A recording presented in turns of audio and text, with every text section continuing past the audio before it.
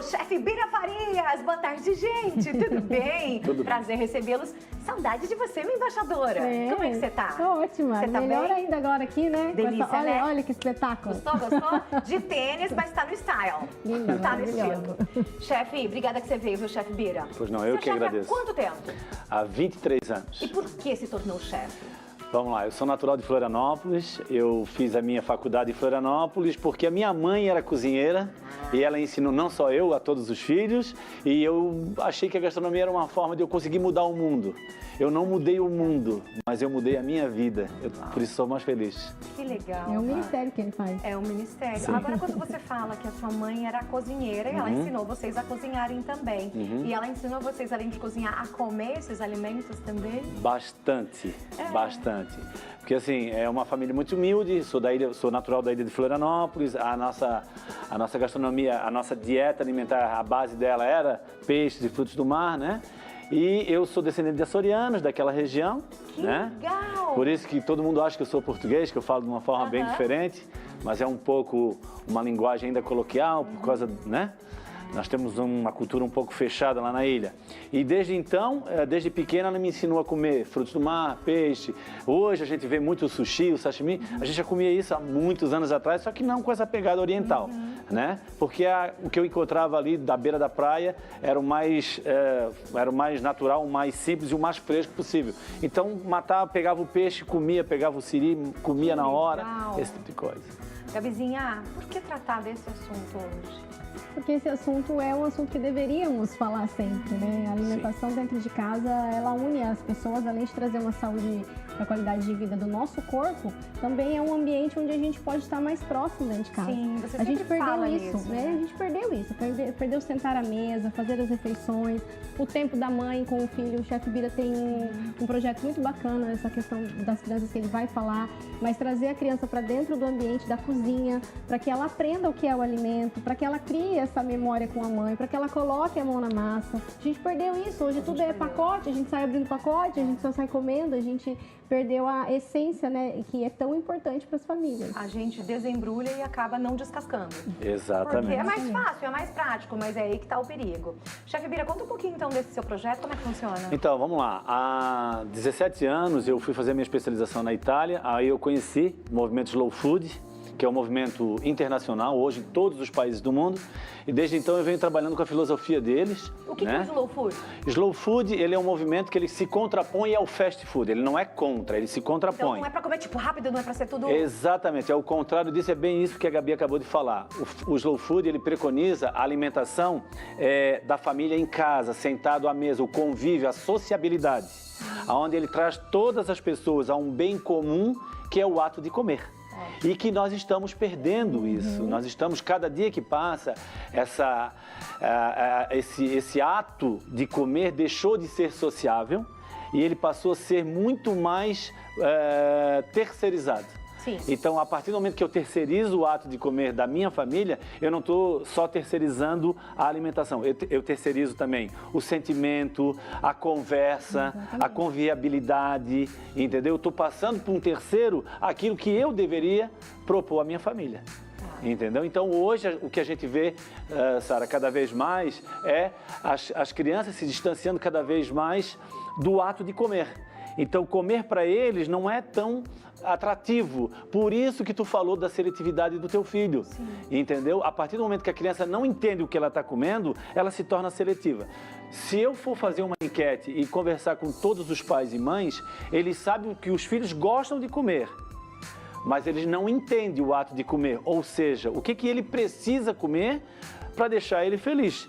Entendeu? A criança não sabe. E aí, se o pai também não sabe, então fica aquele vácuo. Então, a partir do momento que eu trago meu filho, que eu entendo que o meu filho sabe o que é comer e o que é saber comer, é identificar os gostos, o paladar, usar todos os sentidos que nós temos, que Deus nos deu, na sua bondade, para o ato de comer. Vou dar um exemplo para ti, que as pessoas não sabem. Se eu fechar o meu nariz, eu fico sem o olfato, né? Então, e eu for comer chocolate com o nariz tampado, o chocolate não tem gosto de chocolate. Mas por quê? Porque eu preciso de todos os meus sentidos para identificar o que é sabor. Se eu não consigo identificar o que é sabor, Como é que eu vou dizer que aquele produto é bom, que aquele outro produto é bom? Se a criança não toca, não pega, não sente o cheiro, entendeu? Então, o projeto que eu tenho, que eu criei junto com a Gabri, que nós vamos trabalhar agora, é a Arca do Gosto, onde eu ensino as crianças a usarem os seus sentidos, a visão, o olfato, o tato, entendeu? Ah, mas por que o tato? Um exemplo simples. Pelo tato eu consigo perceber se o alimento, ele tá bom, se ele é fresco ou não. Mas como? Meu dedo não tem olho. Aí tu tens que ensinar a criança que o clack da bolacha significa um estado saudável de alimentação. Se aquela bolacha não faz um clack, significa que ela não está saudável, ela não está legal para comer. Então eu começo a despertar os meus sentimentos a partir dos meus sentidos.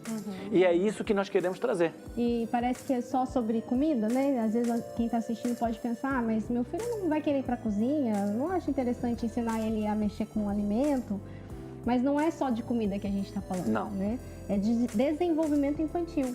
Então, uma criança que passa por essas etapas do que ele está propondo, de perceber, né, o olfato, o paladar, o tato e trabalhar os sentidos, é uma criança que vai trabalhar como um todo isso para a vida dela. Perceber situações, sensações, criatividade, sair de problemas, usar o raciocínio lógico para estratégias, porque cozinhar é isso. Sim. Quando a gente está ali cozinhando, faltou um ingrediente, você não tem que adaptar, você não tem que buscar uma solução, escolher um alimento, não é a sensibilidade, o cheiro, será que tá bom isso, será que não tá bom? Isso tudo a gente está aguçando e a criança perdeu isso, porque hoje em dia a criança ela tá na televisão, ela tá no eletrônico, ela tá abrindo pacote. A gente falou isso ontem. Ontem a gente falou sobre brain rot, que é esse apodrecimento do cérebro, né? Esse uso excessivo das telas. E eu falo que uma coisa que é proibida em casa, a hora de comer é à mesa, sentado à mesa, e não pode ter celular. Exatamente. Porque, gente, isso é um perigo, a gente falou isso ontem. Porque você tem que saber o que você está comendo, você tem que cheirar o que você está comendo. Seu cérebro tem que processar. Imagina você assistindo e você comendo, você não processa. Não processa nada, você não absorve nutrientes, você não sabe nem o que você gosta. Vai lá, faz uma papa então e come. Sim. Não é? Uma situação interessante que eu gostaria de colocar para vocês é que o ser, desde a concepção até a hora da gestação e principalmente a hora que ele nasce, ele está experimentando. Mesmo na barriga da mamãe, a criança está experimentando, ele já está criando as suas lembranças gustativas. O primeiro alimento que a criança faz uso assim que ela nasce é o leite materno. Sim. E o leite materno, se nós pararmos de pensar que é um dos alimentos mais completos que existe, mas ele tem alta complexidade também em sabor. O têxtil, né? Aquele gosto que fica. Então, assim, é porque nós não usamos, até mesmo porque existe uma lei que é proibido, né? Que proíbe fazer qualquer tipo de alimentação com amamentação humana. Então, mas se nós tivéssemos algum tipo de alimento hoje que levasse o leite materno, nós conseguiríamos identificar, nossa, eu conheço esse gosto de onde? Por quê? Porque o ser, desde pequenininho, ele começa a criar, nas suas faculdades mentais, a lembrança gustativa, a memória gustativa. Uau. E a partir do momento que eu não tenho concentração, que a tela me tira essa concentração, eu não fixo o meu pensamento no gosto, eu começo a ter gostos que eu vou não descobrindo e aí eu passo a minha vida de uma forma neutra. Por isso que entendeu? Tem um monte de adulto que a gente fala que tem paladar infantil. Infantil, justamente isso. Só justamente quer comer o básico isso. do básico e não Por se quê? aventura. Porque não despertou nele, ele não tem essa capacidade gustativa de fazer a diferenciação dos sentidos na hora do comer. E isso também, chefe, entra naquela questão da mãe quando ela coloca a comida tudo junto no prato. Exatamente. Né? Então, assim, vamos fazer um sopão, a gente põe todos os legumes dentro, pelo menos tá comendo tudo e não sabe o que tá comendo. Que veio essa questão do BLW separar isso, Exatamente. né? Então, isso também se encaixa nesse exemplo. Muito. Até mesmo porque cada alimento possui a sua característica própria, o seu flavor, o seu gosto específico. E eu preciso experimentá-los cada um para fazer a constituição mental disso, para que quando eu coma, eu lembre que esse é o rabanete, que essa é a batata, que esse é... E conseguir distinguir isso. Isso é muito importante. Gente, isso é um exercício, tá?